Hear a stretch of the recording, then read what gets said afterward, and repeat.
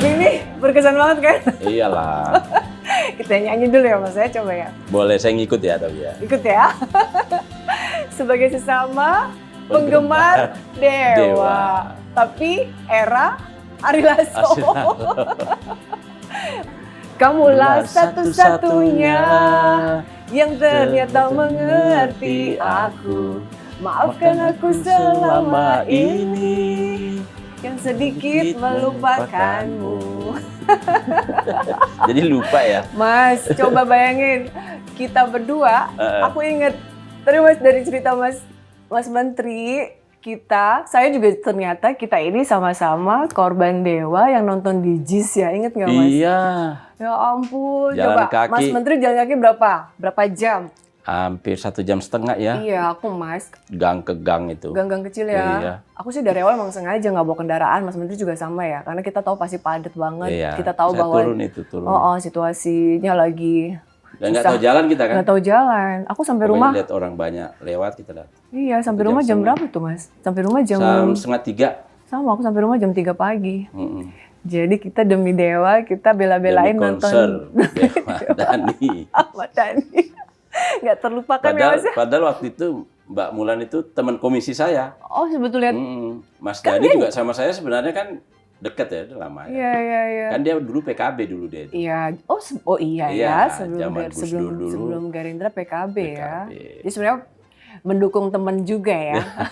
Emang karena iya anak saya suka, istri saya Istri juga suka. suka. Saya kebetulan ya Ikut lumayan suka. lah. Karena kan zaman itu kalau nggak Dewa, Slank, Iya. Kelas, siapa lagi kan? Sama Mas. Ada Kita Iwan Iwan Fals. Fals, zaman kita itu kan saya sama Mas Menteri satu mirip-mirip lah umurnya ya, ya Mas ya. Jadi zaman itu Iwan Fals, Slank, Dewa, garis keras tuh Mas. Aku bela-belain nabung Untuk beli kaset-kasetnya Mas. iya. Mas. Masih Zaman bagus, kita masih ada yang ditabung. Kalau saya kaset. nggak bisa beli. Beneran nggak boleh, tapi nggak menikmati bisa. aja ya. Iya, nggak bisa. Menikmati aja. Iya, Nah, berarti menikmati. kita tuh saking ngefansnya sama mereka. Cerita lama. Jadi Bapak Abdul Qadir Karding ini Menteri Perlindungan Pekerja Migran Indonesia, itu angkatan 92 perikanan. Ya. Saya Fakultas Hukum 94. Jadi sebenarnya kita tuh masih main bareng nih satu Iya, kampus. satu Ya, inilah. Mas ya. Pantaran lah kalau bahasa ininya Tadi- sepantaran ya. Iya, tadi nyebut-nyebut nama ya ampun, ternyata memang kita tuh teman main. Aduh, Mas, saya merasa bangga. Ya sih. Alumni Undip sekarang jadi menteri. Mas, tapi bicara ya, Mas Menteri itu ya, Bapak Abdul Qadir Karding ini sekarang jadi menteri. Tapi saya tahu Mas, saya tuh kan kepoin Ya. Mas Menteri. Sejak kuliah memang aktivis, senat mahasiswa, sampai kemudian gimana Mas? Cerita dong. Ya, dari dulu saya memang ini kita mulai dari Undip ya. Jadi saya ini masuk Undip lewat jalur namanya PSSB. Sama Kayak Mas. MDK ya, MDK. PMDK ya. Kita tuh berarti sering juara satu gitu ya Mas. Iya, dikit-dikit lah. Iya. Terus Ya, cita-citanya sih sederhana ya. Pokoknya sekolah pengen di Jawa. kok sama Karena sih, Mas? apa ya? Iya. Dulu itu Kita tuh orang disparitas daerah ya, Jawa, Mas. luar Jawa jauh ya. Banget Mas. Orang sudah ke Borobudur, kita masuk baca gitu kan. Iya, sama Hafal, persis ya gitu ini ya. Borobudur Kita ini di anak-anak sini. daerah yang begitu Jawa tuh ngelihat bahwa kita tuh mau maju dengan ke Iya, Jawa ya Mas ya. Harus ke Jawa kalau mau Iya, maju. iya. Jawa lah, keterima di Undip. Keterima di Undip, masuk di perikanan. Ya memang karena mungkin Anak keluarga nelayan kah Mas di Donggala? pedagang. Bapak Oh, saya pedagang. Petani Kenapa pedagang, kenapa petani kemudian milih pedagang. perikanan Mas? Ya karena saya hitung di situ nggak terlalu banyak minat. Biar peluang- Ya kan ini kan biar bersaing peluangnya sama tinggi teman-teman ya. orang Jawa ini kan berat kan. Iya. Udah. Mikirnya enak. itu aja Dan sudah di berstrategi rumah ya, saya Mas, depan ya? laut. Maksudnya sejak SMA sudah berstrategi Iya. ya? Memang rumah Oh, saya ada dekat laut. di desa itu belakang gunung, depannya laut. Iya. Jadi, Wow, dan keluarga indah saya ya banyak Mas. nelayan. Berarti perkampungan Sojol itu indah sekali ya? Bagus Bagus indah, ya. indah. Ha, ha, Desa ha. Obuamas namanya. Iya. Bagus banget. Cuma jauh. Dari Palu harus 7 7 jam ya, 7 jam. 7 jam lah. Lalu Mas, kemudian milih Undip, aktivis, senat juga. Karena nggak ada kerjaan kan. Jadi aktivis kita. Jadi aktivis. Saya Berarti bakat tuh udah terlihat sejak iya. kuliah ya? Saya dulu ketua OSIS waktu SMP. Tuh kan memang sudah punya ciri-ciri SMP saya ketua OSIS. Leadership-nya sudah kuat. Ya, jadi di Undip saya aktif di Ekstra dan di Intra. Di Intra saya kemudian jadi ketua Senat Fakultas Peternakan karena masih gabung sama waktu itu ya. Kemudian masuk ke SMPT. SMPT itu Senat Mahasiswa Perguruan Tinggi itu sama 2 kali saya itu. Zaman Pak Alun, Bang Alun sama zaman Pak Harnomo yang sekarang jadi rektor. Tapi di luar saya juga aktif di gerakan-gerakan mahasiswa, gerakan-gerakan rakyat di Semarang itu dan Jawa Tengah relatif saya sangat sangat dominan ya muncul waktu itu.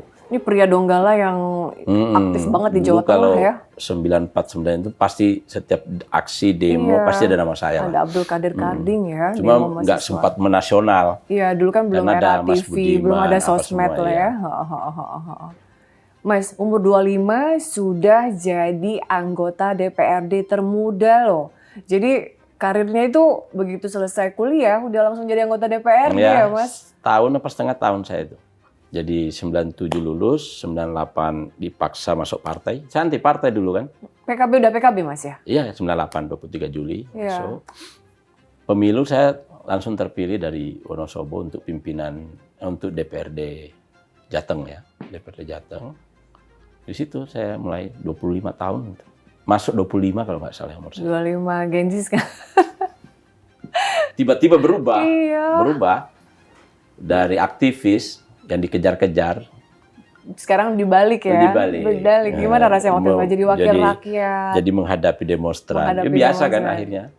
Jadi 5 tahun awal itu memang saya kayak orang gila. Semua demo itu pasti larinya ke saya. Karena saya ketua Komisi E, habis itu saya pimpinan DPRD. Itu terkait sama buruh ya. Jadi dulu itu semua buruh-buruh, teman-teman buruh dulu sama saya di Semarang bagus. Dan saya sempat jadi pendamping anak-anak jalanan. Memang biasa LSM ya. Iya, teman-teman di grassroots ya, Mas ya. Memang saya di lapangan. Biasa di lapangan. Ini juga kah yang kemudian yang membuat Bapak Presiden Prabowo cikal bakal ini kah? Akhirnya kemudian kan Mas Menteri di DPR ya kan 15 DPR. tahun.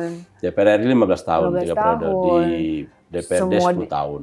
Di DPRD 10 tahun. Memang karirnya betul-betul di wakil rakyat, sekarang jadi menteri di pemerintahan. Jadi dengan latar belakang, kenapa kemudian Pak Presiden Prabowo meminta atau menunjuk seorang Abdul Qadir Karding sebagai Menteri Pekerja Migran Indonesia? Saya nggak ngerti prosesnya ya. Yang jelas bahwa ketika saya dipanggil, diminta untuk menangani kementerian baru, dan ternyata kementerian itu Kementerian Perlindungan Pekerja Migran Indonesia, dan ya saya bilang saya siap. Beliau menyampaikan tidak Mas, alasannya apa? Beliau hanya bilang terima kasih kalau Anda sudah, Mas Karding mau bantu saya bersama-sama di kabinet ke depan, waktu di Kartanegara ya. Yang kedua ada 2 pesan saya. 1, tolong pekerja migran betul-betul terlindungi, jadi tidak ada eksploitasi. Yang kedua kalau bisa tingkatkan devisa. Waktu itu beliau bilang kalau perlu kerjasama sama Dikti di pendidikan untuk vokasinya itu. Vokasi ya, upskilling mereka. Dari situlah saya coba mengembangkan ini ke depan ini. 2 amanat beliau itu yang akan saya terjemahkan sebagai program-program strategis ke depan. Artinya beliau memisah kemudian Badan Perlindungan Pekerja Migran ini menjadi kementerian, artinya memang itu luar biasa. Memang beliau ingin lebih fokus gitu Mas ya. Ya, jadi kita berterima kasih ya saya kira sama Pak Prabowo bahwa beliau ini kan ternyata concern terhadap perlindungan terhadap pekerja migran. Kalau tidak salah ada pernah kasus beliau selesaikan betul. yang luar membantu itu, di NTT itu. Iya. Frida Soik siapa namanya itu luar biasa. Iya Mas, namanya Wilfrida Soik, betul. Soik. Yang mendapatkan hukuman mati di dan Malaysia. Dibantu oleh Pak Prabowo. Lalu dibantu oleh Pak Prabowo secara pribadi, menggunakan dana pribadi. Pesan beliau pertama itu, tolong jangan ada yang dieksploitasi. Seperti kasus Wilfrida Soik itu ya. Makanya kemudian BP2 ini sebelumnya di bawah koordinasi Naker, ditarik dengan satu pemikiran, udah tenaga kerja dalam negeri diurus Naker, tenaga kerja di luar negeri diurus ini. Gitu, Oke, jadi betul-betul biar nggak ketenagakerjaan fokus dua-duanya dipegang dua menteri yang berbeda gitu ya, biar dua-duanya terurus gitu.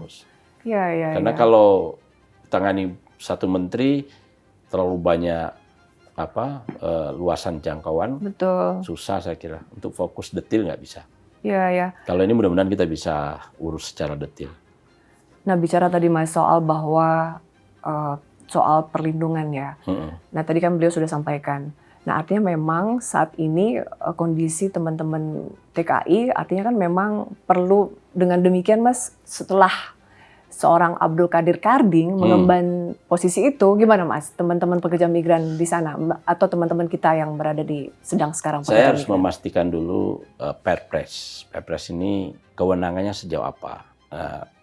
Ternyata kewenangannya cukup kuat kalau menurut saya, karena oleh Menpan RB itu di Perpres itu dikasih 4 dirjen. Jadi dirjen promosi dan kerjasama, kemudian dirjen penempatan, perlindungan dan pemberdayaan. Jadi menurut saya ini udah hulu hilir nih. Iya. Nah, tinggal nanti SOTK-nya kayak apa kita tunggu Menpan RB. Nah, saya harus pastikan dulu semuanya, termasuk aturan-aturan yang melingkupinya. Karena ada Undang-Undang 18 2017. Nah, nanti kita lihat turunan-turunannya, kebijakan badan selama ini kayak apa. Ini harus saya pastikan semua bagus untuk perlindungan maupun peningkatan devisa. Mungkin awam ya Mas, perlu juga kita jelaskan sih kenapa kemudian dari badan menjadi kementerian Mas.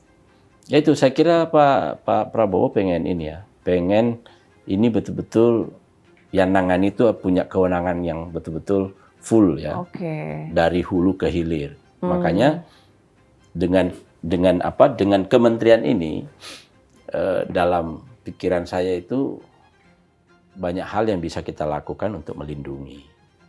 Misalnya masalah utamanya kan sebenarnya jadi kalau dalam hal buruh migran ini ada 3 tahapan yang harus kita lewati. Tahapan sebelum berangkat, tahapan penempatan, pasca pulang dari sana. 3 ini harus tangani secara baik. Nah, tahapan sebelum berangkat ini banyak titik-titik kritis yang harus kita jaga. Karena apa? Karena yang melakukan recruiting itu ada yang disebut petugas lapangan. Petugas lapangan ke desa. Petugas lapangan ke desa lalu dilatih bahasa, ada juga yang skill, lalu ditempatkan oleh namanya LPK atau Lembaga Pelatihan Kerja, lalu ditempatkan di perusahaan P3MI itu. Ini perusahaan lainnya yang mengirim, dia mengirim keluar. Nah, pada saat recruiting ini yang harus kita jaga, jangan sampai birokrasinya panjang. Baik. Kita harus pastikan tidak ada calok di sana, karena kan biasanya info yang saya peroleh, data yang saya peroleh, kadang-kadang ada juga yang main. Misalnya mereka bayar 30 juta, misalnya 25 juta, bisa naik sampai 50, sampai 70. Karena permainan di sini nih. Nah, itu satu poin, jadi kita harus perbaiki di sini. Kita harus perbaiki di LPK-nya. LPK itu tidak boleh mengirim, dia hanya boleh melatih. P3MI, perusahaan penempatan, tidak boleh melatih. Dia hanya boleh menempatkan. Jadi udah diatur sebenarnya sedemikian rupa. Nah, sehingga dari situ nanti kita akan coba lihat peraturan-peraturan mana, alur-alur mana yang masih panjang. Terutama pekerja yang kita kirim ini kan juga punya klaster ya. Secara besar domestic worker. Ini yang paling banyak. Paling banyak ya Mas ya? Paling banyak. Sektor dari 5 juta lebih, itu kira-kira 60%. Sektor domestik. Dan dia di rumah tangga. Dan itu juga sebagian besar non prosedural, ilegal. Sebagian besar. Berangkat sendiri atau diberangkatkan. Iya, ini data Pak Mahfud MD waktu beliau Menko Polhukam bilang Juni 2023 ada 9,2 juta pekerja migran dan separuhnya ilegal. Lebih dari separuh. Malah ya? Iya, lebih dari separuh. Tadi pasti. malah lebih dari separuh. Lebih dari separuh. Baik. Lebih dari separuh. Jadi PR itu PR ya. kita. Bagaimana data mereka ini masuk ke Cisco, ada namanya sistem komputer kita. Dia harus masuk sana supaya kita bisa kontrol untuk melindungi dia. Kalau enggak kan kita nggak bisa, terutama di luar negeri. Kalau sudah dalam negeri, mau unprocedural maupun procedural, itu tanggung jawab kami. Karena itu sama-sama manusia harus kita lindungi. Jadi kasus yang terjadi banyak selama ini itu rata-rata yang tidak prosedural tapi harus kami tangani. Nah, sakitnya, pemulangan jenazah, ada yang maaf ya stres. Jadi artinya ilegal pun kita negara tangani. Bertanggung jawab kan? Negara harus tanggung jawab. Satu warga negara Indonesia pun adalah tanggung jawab pemerintah. Jawab kita. Bukan berarti karena ilegal. Ya udah. Nggak bisa. Itu Mas ya PR-nya jadi seorang kita menteri. harus PR besar kita itu bagaimana mengurangi yang ilegal-ilegal ini. Sehingga bisa masuk data bisa kita kontrol. Bagaimana di perbatasan-perbatasan atau di bandara ini harus kita jaga betul. Makanya kita harus kerjasama dengan imigrasi, Deplu, kepolisian, semuanya lah. Ini rumit juga ya Mas kalau melihat cerita menurut ini. Saya rumit, tapi sekali, Mas. Ya kita harus optimis. Nah Mas, tadi yang tadi lebih dari 50% bahkan yang ilegal ini Mas. Berarti apakah ini bisa kita sebut tindak pidana perdagangan orang? Dia tindak pidana perdagangan itu ada ciri-cirinya ya. Oke, itu karena tidak berarti semua yang ilegal adalah tindak pidana perdagangan. Karena ada orang yang berangkat itu atas keinginan sendiri. Oke. Kayak di Malaysia itu rata-rata smuggling itu ya. Dia atas keinginan sendiri.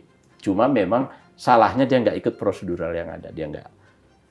Mereka datang sendiri gitu Mas? Atau langsung dengan mungkin ada calonnya, ada tapi itu dia mau berangkat ke sana. Iya. Kalau yang perdagangan orang itu kan ditipu kan ya. Dari sini diberitahukan kamu akan kawin dengan orang sana, dapat gaji ternyata, sekian, diseludupkan keluar, di sana ternyata dijual, jadi pekerja seks, eksploitasi dan sebagainya. Itu yang disebut perdagangan orang. TPPO itu core-nya di polisi, bukan di kami. Oke. Artinya kementeriannya Mas Menteri ini tidak ngurusin TPPO. Ngurusin bantu, support. Karena kan kalau mereka keluar ini kan tetap jadi di Satgas Tindak Pidana Perdagangan Orang itu tidak termasuk kementerian. Kita masuk. Oh, masuk. Tapi core-nya tetap di kepolisian. Menurut undang-undang tetap di kepolisian. Baik.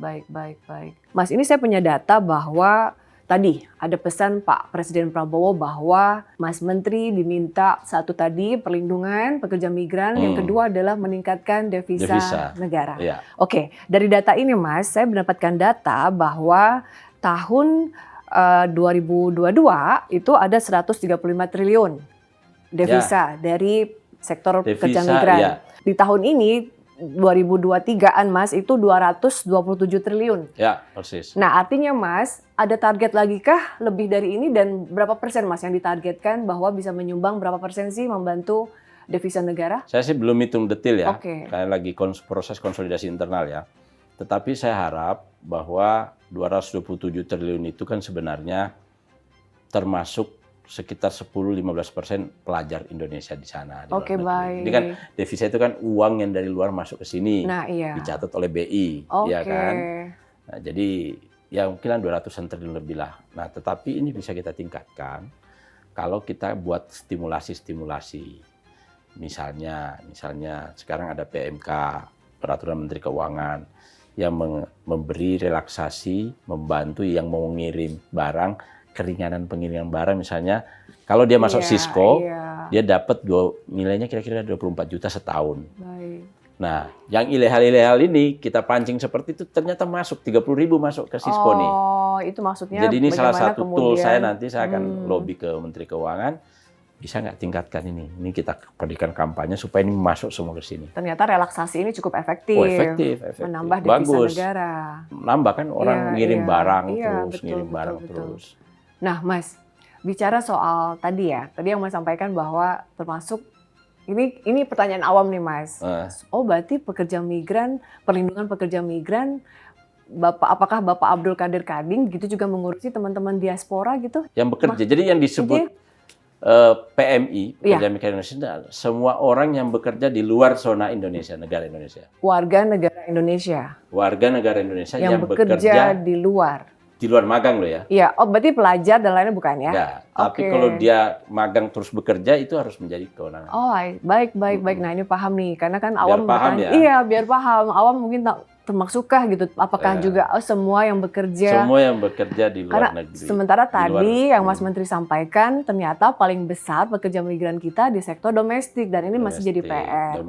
Kemudian makanya kemudian bekerja sama dengan Kementerian Pendidikan Tinggi untuk upskilling mereka, Mas, menaikkan nilai tawar pekerja kita, Mas, di luar negeri. Ada beberapa cara yang harus kita lakukan karena saya berpandangan begini ya. Salah satu kunci perlindungan itu adalah di skill. Jadi orang tidak akan mudah ditipu atau dikerjain kalau dia punya skill, dia memahami bahasa setempat, apalagi memahami budaya setempat. Nggak bakal ditipu. Yang terjadi ini kan karena ditipu. Betul, karena mereka tadi kurang pendidikan. Kurang tahu bahasa, nggak ngerti budaya orang di sana. Akhirnya, dan karena ini juga karena ilegal. Ilegal itu kan paspornya ditahan, diancam kamu kalau saya kasih tahu loh. Kamu ilegal, ditangkap kamu. Terjebak dalam kondisi tidak punya pilihan. Persis. Gitu-gitu kan, Mas, yang membuat mereka nggak punya pilihan kan. Betul, persis. Ya, gimana kan? Udah pasrah aja. Mending nggak apa-apa daripada saya dideportasi, saya digaji murah aja. Jadi bukan justru kemudian, sebetulnya gini Mas, teman-teman kita ini, saudara-saudara kita ini yang memilih menjadi pekerja migran, itu kan sebetulnya satu misalnya tidak ada lapangan kerja di negeri sendiri. Nggak ada pilihan-pilihan. Atau tidak ada pilihan yang membuat mereka harus memilih ke luar negeri. Dua, iming-iming Mas. Iming-iming bahwa bekerja di luar negeri itu katanya gajinya misalnya dapat iming-iming gaji lebih gede dibanding kalau dikerja di sini gitu. Sementara tadi Mas ya, ini teman-teman kita yang sebagian besar mereka dari sisi skill tadi yang kita isunya adalah mereka kurang pendidikan. Ternyata akhirnya menjadi korban penipuan kan Mas? Ya memang sebenarnya di luar negeri gaji lebih bagus rata-rata.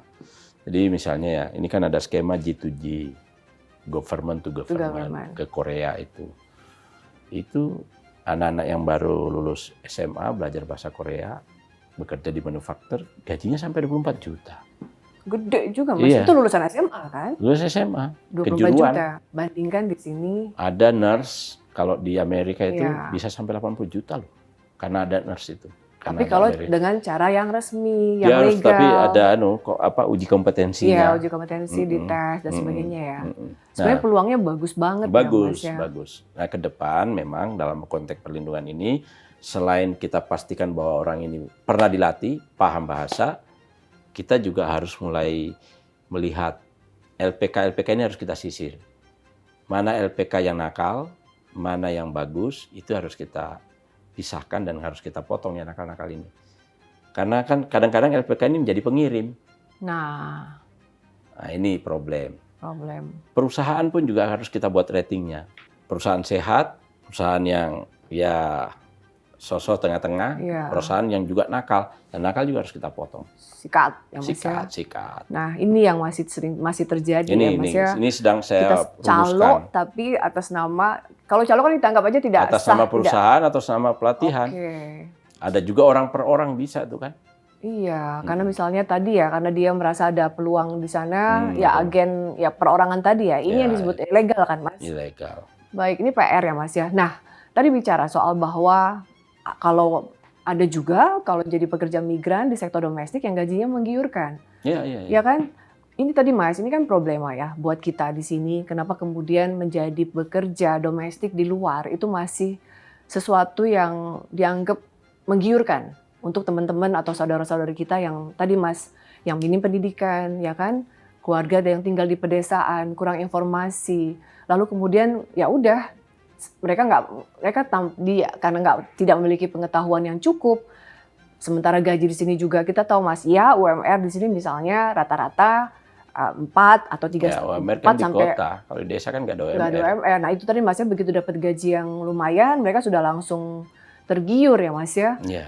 Dan artinya biasanya ini mereka ini ada kayak semacam sindikat-sindikatnya di mana? Kita sebut sindikat ya Mas ya. Anggaplah ya. Iya. Bekerja sama ini bagus ini, gitu-gitu. Nah Mas, yang saya bayangkan ya sebagai menteri yang mengurusi perlindungan pekerja migran, artinya kan persoalan yang Mas Menteri hadapi bisa jadi memang orang per orang ya. Misalnya seperti yang kemarin yang Wilfrieda Soik gitu ya, dibantu Pak Prabowo karena kasus akhirnya terancam hukuman mati lalu bisa diselamatkan.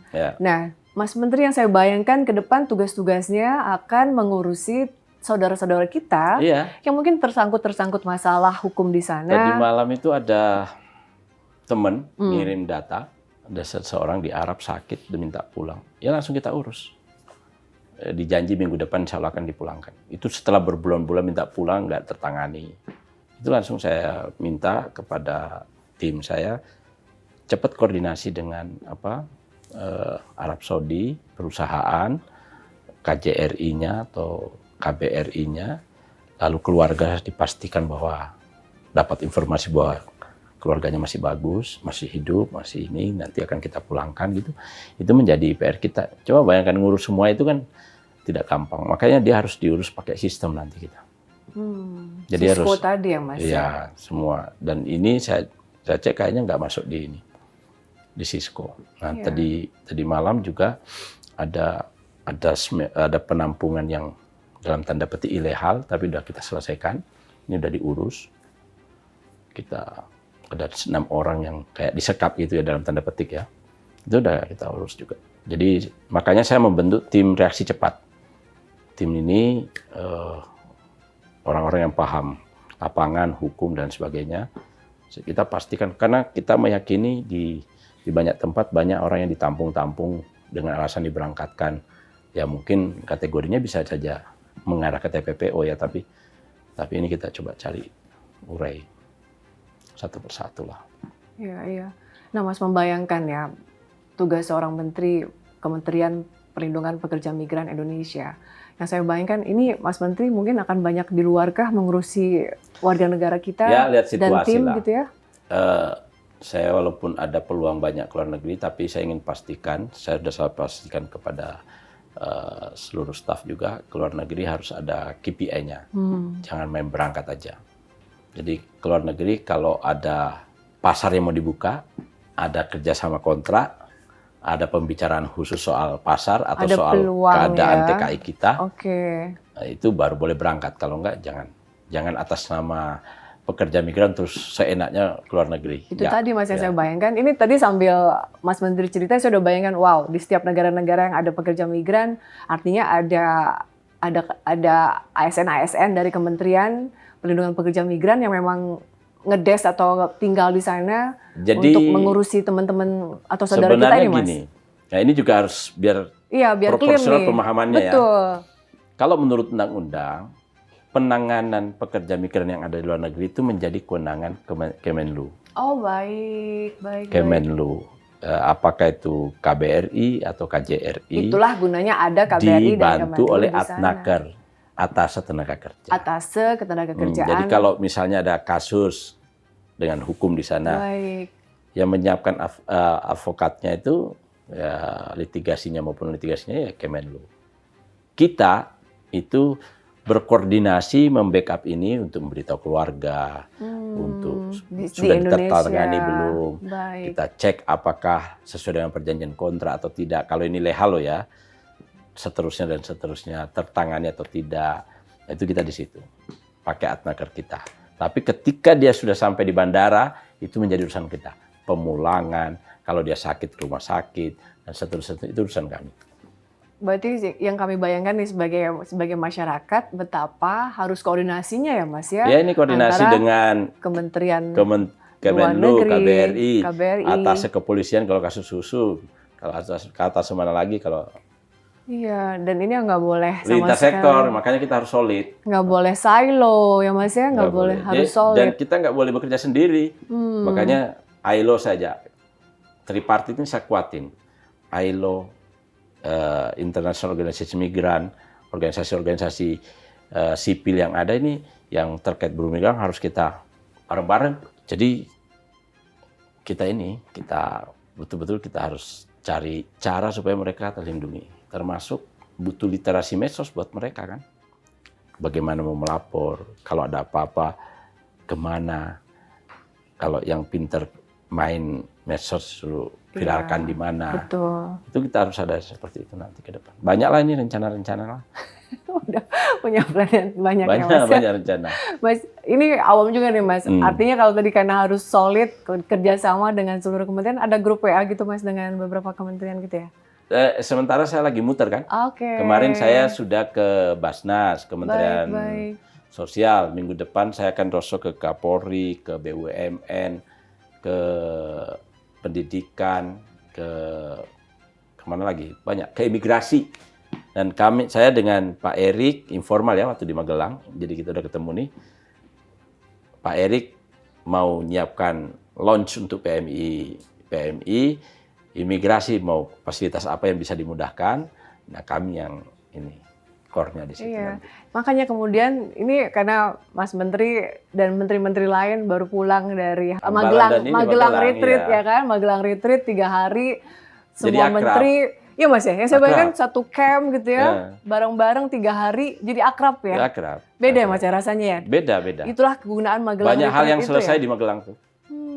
Kayak itu saya launch yang belum beres kita optimalkan. Penataan satu atap LTSA udah kita selesaikan dengan Pak DRB, udah kita ngomong. Semua udah kita bicarakan. Dengan Menteri Perikanan yang awak perikanan dan niaga sudah janjian ketemu. Udah siap MOU Mas. Oke, Menteri Pendidikan vokasi ya Mas. Siap. Udah. Menteri Sosial rehabnya kan sama pemberdayaannya, Basnas bantuan-bantuannya. Ini lagi berproses semua nih. Proses. Iya. Ada 3 tahap kan tadi ya. Iya, maksudnya saya bayangkan ya karena ya biasa Mas, kita kan masyarakat yang melihat ini kok kementerian kok silo banget sih, ego-ego sektoral sih gitu ya Mas ya. Dan ini nggak terlalu udah bisa. Artinya dosisnya udah mulai ini turun lah. agak beda Mas ya. Secara kan Mas Menteri kan juga 15 tahun di DPR. Ya temennya banyak berpartner dengan kementerian, tahu persoalan-persoalan di kementerian seperti apa. Tahu bagaimana sih koordinasi dan komunikasi yang minim atau terbatas atau kadang menjadi obstacle antar kementerian. Tapi justru Mas Menteri melihat beberapa hari sudah bertugas ini ada rasa yang beda Mas? Nggak tahu ya, saya kan belum pernah jadi menteri. Yang saya pernah DPR, yang saya pahami selama ini masalah salah satu di Indonesia itu adalah ego sektoral kelembagaan. Jadi itu masalah besar. Nah sekarang kayaknya lebih mudah ya. Sejak kita model Pak Prabowo ini memang mensolidkan kita ini komunikasinya jadi bagus. Jadi semua kebuka jalannya tuh, kebuka. Dan alhamdulillah semua beres kok. Insya Allah beres lah ya. Mudah-mudahan pada nggak lupa aja itu. Tapi rasa bonding yang diharapkan itu benar Mas ya terasa? Kalau saya sih optimis ya, bagus sih. Ya buktinya saya janjian dengan siapa cepet nih. Gampang ya. Ya telepon aja, Mas izin Anda yang menghadap ya. MOU ya, ini. Udah, formalnya baru jalan. Kalau dulu kan susah itu, saling ngundang aja susah, nggak datang, ini. Yang kan, datang bawahan, maksudnya eselon 4, eselon 3. Kalau ini, gitu. Jalur birokrasi ini, berdasarkan pengalaman dan yang maksudnya kita sebagai masyarakat melihat, sering membatasi cepatnya tindakan atau keputusan dari pimpinan-pimpinan di kementerian. Artinya ini bisa memotong itulah Mas ya. Potong. Komunikasi antar menteri yang bagus ini, kita kan punya grup ya. Baru mau nanya Mas, punya grup WA nggak sih menteri-menteri? Punya. Oke. Bercanda juga nggak Mas? Ya bercanda lah. Jadi saling memotivasi. Kita lagi ngapain, kirim berita. Dia kan pasti, waduh gawat ini udah jalan, kita belum nih kira-kira. Menarik juga Mas ya. Jadi itu saling sawang sinawang dan rasa guyupnya itu terasa banget ya Mas ya. Terasa. Ya enak kita kalau ketemu enak.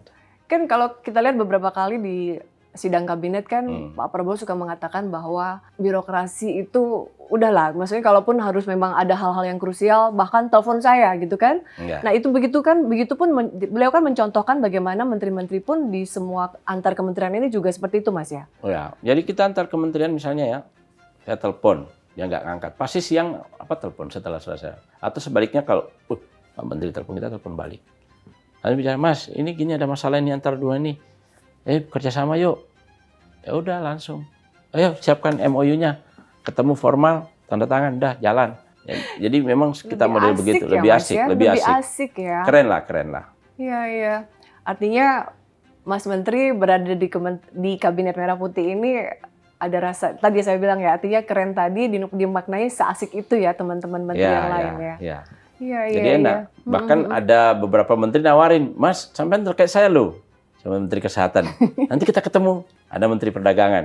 Wah, hubungannya apa dengan saya, kan nggak ada kan?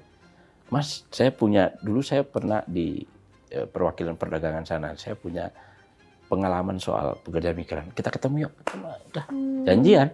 Kita kan juga harus banyak kulaan nih sebagai menteri baru ya. Lagi-lagi tadi kan banyak bertanya. Minta tolong, minta dukungan. Iya, jadi yang lagi-lagi nih Mas Aom lihat, wah selain punya grup WA bisa, aku mampir ya, aku datang ya ke ruanganmu ya, gitu ya Mas. Sesimpel gitu. Itu ya, yuk ngopi bahkan ya. Tapi produktif kan. Iya, produktif dan itu sangat produktif. Artinya kan ini kan Mas leader, pemimpin, menunjukkan kepada masyarakat. Gimana Mas? Sampaikan dong ke kami. Apa yang ingin ditunjukkan oleh pemimpin? Masalahnya yang penting kita kompak aja udah selesai. Masyarakat kan lihat, oh iya ya. Masyarakat pasti juga otomatis itu. Kalau kita guyup, kita akrab, itu bagus. Makanya Pak Prabowo itu menurut saya bagus ya. Beliau mencontohkan satu kepemimpinan yang dorong utamanya tim itu harus solid. Itu wanti-wanti. Harus solid. Kalau nggak bisa jalan. Dan artinya yang dicontohkan... Solid itu kan komunikasinya harus bagus. Mas, obstacle kita ini kan masalah kita selalu nih, selama masih berhubungan sesama manusia. Kadang saya melihat bahwa komunikasi kita ini selalu jadi masalah ya Mas. Ya, ini komunikasinya bagus. Nggak pernah selesai. Sekarang udah bagus. Gasak-gasaan terus kita sesama menteri ini kan. Apa tuh Mas gasak-gasaan itu istilahnya? Ya, saling goda-godain. Dalam artian asik gitu ya, seru ya. Iya. Nah Mas tadi bicara bahwa ini ya, tadi Mas Menteri menyampaikan soal ya di usia sekarang karena beda gaya pemimpin sekarang gitu ya. Kalau artinya solid tadi sudah dicontohkan oleh Presiden lalu menterinya. Dan ini juga yang Mas Menteri tumbuhkan di Kementerian Perlindungan Migran Indonesia. Saya Indonesia. bahkan pengen mencontoh itu yang model-model Magelang karena saya merasakan dampaknya ke saya ya. Jadi mungkin suatu ketika kalau sudah ada waktu agak longgar, teman-teman eselon 1 sampai eselon 3 itu atau 4, saya bawa tuh ke Magelang atau kemana gitu, model retreat gitu. Karena memang kerasa itu. Kerasa. Jadi kita langsung pengen bekerja cepat. Baik.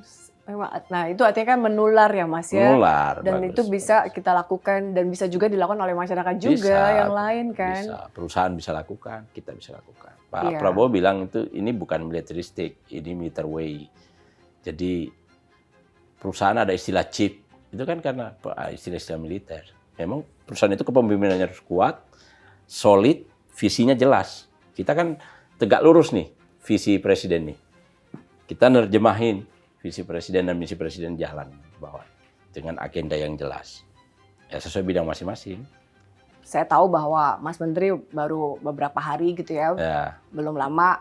Tapi kan tentunya saya punya goal gitu lah, saya punya KPI terhadap tadi yang sudah disampaikan oleh Presiden kita bahwa perlindungan pekerja migran ditingkatkan, devisa juga dinaikkan. Seorang Abdul Qadir Karding, Menteri Perlindungan Pekerja Migran Indonesia, punya janji apa Mas? Target apa ke kita, ke masyarakat terkait?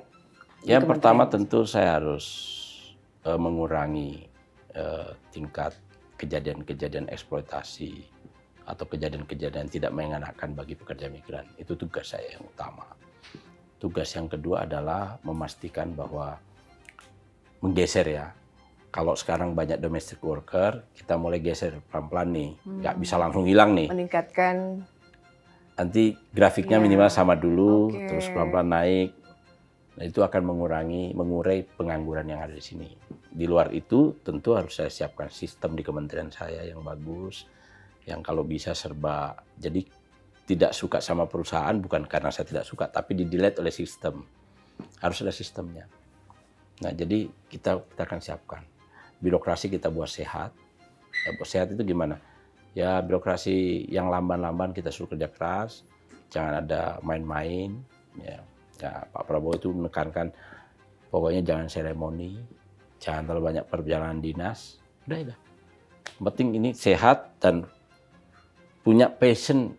Birokrasi harus punya passion ngurusi yang dia urus. Kalau dia ngurusi migran, dia harus punya passion di migran dan harus paham kebijakan kita secara level menteri itu. Pak Menteri maunya begini, kita harus bekerja sama-sama untuk sini. Ini memang PR besar yang harus saya perbaiki. Di luar itu sistemnya juga sebagai. Tentu pilihan orang-orang tim nanti menempatkan orang-orang yang pas, cakap, mengerti persoalan, dan solutif ini juga penting nanti untuk di SLTK-nya. Itu saya kira kalau kementerian jadi sehat karena kementerian baru, tertata sistemnya, digitalnya berjalan, kontrol semua berjalan, kemudian perlindungan berkurang. Penambahan yang high skill atau middle lah, tambahin tahun ke tahun, devisa banyak masuk, nah itu KPI saya. Betul. Nggak ada yang lain. Karena iyalah Mas, kita sebagai bangsa, ya misalnya ada yang bilang, wah kalau Indonesia bisanya cuma kirim tadi Mas ya, sektor domestik ya, jadi ini pembantu kita, rumah tangga. Jangan kita bangsa kuli lah, janganlah. Nah itu Mas, itu yang mau ya, kita jangan. hapuskan. Jadi kita itu harus melihat, pesan ke teman-teman yang dikirim ini, kalian ini ada 2 fungsi. Selain pahlawan devisa, juga duta Indonesia. Duta Indonesia. Soal keluhuran budi, akhlak yang baik. Oh, Indonesia itu orang baik. Tadi saya bertemu salah satu perusahaan sekolah-sekolah, namanya Sekolah Tilaar itu. Oh, Mata Tilaar yang ya. Rupanya mereka itu di Pakistan ngirim terapis, kemudian kecantikan. Yang wellness ya Mas ya? Untuk, iya. Wellness ya? Iya, MUA, makeup artist ya? Makeup artist. Rupanya di sana tinggi demand-nya. Paling disenangi dari orang Indonesia. Kalau orang Indonesia, treatmentnya gajinya boleh dinaikkan. Oke, berarti udah bagus ya Mas bagus. ya? Berarti nilai kita di sana bagus ya? Nah, saya bilang, kenapa bisa begitu Mbak Wulan yang direktur, anaknya Bu Marta? Iya, anaknya Bu Marta. Karena memang kita Pak, kita didik Pak. Oke. Terus apa yang bisa kalian lakukan yang purna-purna ini? Yang domestik pulang nih. Ada nggak CSR-nya? Ada Pak. Dilatih. Nanti tolong latih ya. Saya minta ya. Saya gitu langsung saya deal itu. Itu gaji mereka berapa Mas di sana? Di sana lumayan. Lumayan ya. Ya, jadi mereka di Maldives, ada di Arab. Permintaan paling banyak Arab. Iya. Nah ini kita dorong. Yang begini yang kita begini dorong. Yang kita dorong. Iya. Sementara yang ini kita kurangi atau kita ketatin. Jadi saya buat di SOTK itu direktorat yang khusus, saya usulkan ya, masih saya usulkan, khusus direktorat perlindungan domestic worker. Jadi harus ada, karena domestic worker ini yang rawan, maka dia harus ditangani dengan peraturan yang sangat ketat, pengawasan yang ketat. Kita loss yang ini, kan ada yang disebut latihan 8 jam. Kalau menurut saya yang terampil nggak usah digituin dong, dia udah paham kok. Betul. Di loss aja. Justru yang paling kita harus kasih perhatian adalah saudara-saudara yang kita ya. Perhatikan betul. Adalah ini, yang ini. Nah, Pak Menteri Imigrasi diskusi sama saya waktu ke Magelang itu di bus. Mas, saya nanti mau kasih seorang dapat visa, paspor, kalau dia punya tabungan selama 3 bulan di atas 50 juta. Baik. Karena kalau dia di bawah 50 juta dan tidak ada pergerakan tabungan ini, berarti dia bukan melancong. Nggak mungkin orang melancong dengan modal cuma 5 juta. Nggak mungkin. Iya. Oh, masuk akal. Saya setuju. Saya setuju. Kita dukung Pak Menteri, saya bilang. Bagus tuh. Jadi harus begitu-begitu. Iya. Optimis itu kita Mas ya. Mas Menteri ini kan secara asal gitu ya, bersukunya kan Sulawesi Selatan ya, Bugis ya Mas? Suku Bugis besar Donggala, di Palu sampai SMA, lalu kemudian kuliah di Jawa. Ini aku kepoin tuh IG-nya Mas Menteri. Terus Mas Menteri nulis bionya, urip iku urup itu kuat banget untuk seorang Abdul Qadir Karding sehingga jadi bagian dari filosofi hidupmu Mas. Iya. Oke. Selain itu kan sebenarnya kan terjemahan dari ini kan, bahwa sebaik-baiknya manusia adalah orang yang bermanfaat untuk orang lain. Kuat sekali kalimat itu ya. Tapi memang menurut saya juga negara ini udah terlalu banyak ngasih saya. Mas Menteri itu merasa hidupnya selalu beruntung ya? Ya udah, artinya saya udah itulah. Maknanya kuat banget udah ya. Saatnya harus bermanfaat. Dan ini adalah dibuktikan menjadi menteri ini ya. Ya. Mas. Ya, menteri ini wasilah. Ya. Jalan saya untuk berbuat semampu saya untuk membantu Tapi kalau orang. melihat karir atau sepanjang perjalanan hidup seorang Abdul Qadir Karding, Mas, selalu menjadi bagian dari rakyat ya, anggota dewan, wakil rakyat, selalu selama ini jadi wakil rakyat, terus sekarang jadi menteri. Jadi memang Mas Menteri ini sudah menyerahkan hidupnya untuk rakyat. Ya full sih enggak ya, maksudnya saya juga, tapi saya berusaha bahwa dan berdoa ya supaya saya bisa bermanfaat dengan keamanan dari Pak Prabowo ini, mudah-mudahan saya bisa banyak bantu orang lah, bantu negara lah. Mas Abdul Qadir Karding ini kita itu ikatan alumni Undip, jadi beliau adalah ketua IKA Undip, ketua umum malah, orang jelas, nomor satu dari kita seluruh alumni Universitas Diponegoro, ya enggak? Nah, terus Mas tuh bikin slogan yang sampai sekarang masih ngetop lah, bocah dewe ya kan, Sus? Saya bukan orang Jawa, tapi saya juga sama kuliah di Semarang. Apa Mas makna yang kuat itu dari bocah dewe? Bocah dewe itu apa ya? Orang kita sendiri. Jadi kita itu alumni ini kayak keluarga. Kalau keluarga itu apa sih? Saling bantu, saling tolong. Jadi kalau ada alumni nggak saling tolong, bukan alumni kalau menurut saya ya. Makanya semangat kebersamaan itu, persaudaraan itu harus ditanamkan agar teman-teman alumni ini yang sudah jadi menetas ini bisa bantu orang ini berorkestrasi, bantu alumni, bantu kampus, bantu masyarakat. Itu sih. Ya, dan tetap akan jadi ketua umum IKA Undip kan, Mas? Nggak ninggalin kita kan? Sampai masanya itu kan saya 5 tahun, sudah 2 tahun ya. Nanti setelah itu harus ada kaderisasi. Ya nggak boleh. Saya juga ketua alumni di SMA saya di Palu sana. Nah, jadi tapi saya udah bilang sama mereka, saya nggak maju lagi berikutnya. Sejak awal itu, karena saya pengen ada kaderisasi lah. Iya. Mas, mungkin ini Gen Z pada mau melihat ini Abdul Qadir Karding ini kayaknya sejak SMA sampai sekarang, Mas sekarang udah mau 50 ya Mas ya? Saya udah 51. Tuh 51. 51, terus umur sejak SMA udah ketua OSIS. Ini gimana sih kok kayaknya hidupnya jadi leader terus ya Mas ya? Saya nggak tahu ya, mungkin Tuhan itu ya, saya nggak tahu juga. Tapi ya itulah, yang penting ya dari awal aja senangnya di situ, passionnya di situ, dan betul-betul saya aktivis aja dari dulu tuh. Jadi aku simpulin aja ya, Abdul Qadir Karding memang hidupnya sudah didedikasikan untuk semampunya masyarakat, semampunya. Pesan satu pesan Mas untuk anak-anak Gen Z terakhir. Ya, menurut saya negaranya harus diingat lah. Maksudnya ini kayaknya klise sih, tapi menurut saya anak-anak ini harus menanamkan dalam diri bahwa kita sudah terlalu banyak diberikan kebaikan oleh bangsa dan negara. Ya udah, kalian usahalah semaksimal mungkin bisa punya tools untuk membantu negara dan orang. Nasionalisme. Itu aja. Iya ya. Wujud cinta kita kepada bangsa Indonesia. Wujud. Sebagai warga negara Indonesia. Menteri Perlindungan Pekerja Migran Indonesia, Bapak Abdul Qadir Karding, kakak tingkat saya. Terima Katanya kasih. Mas. Terima kasih ya. Terima kasih sudah berdialog bersama saya di Orang Penting Garuda TV. Baik, maaf ya ini ngalor ngidul, nggak terstruktur, tapi enggak dong Mas, ini seru malah. Ini menteri baru lah. Enggak kok, tadi banyak hal yang bermanfaat sudah kita dengar.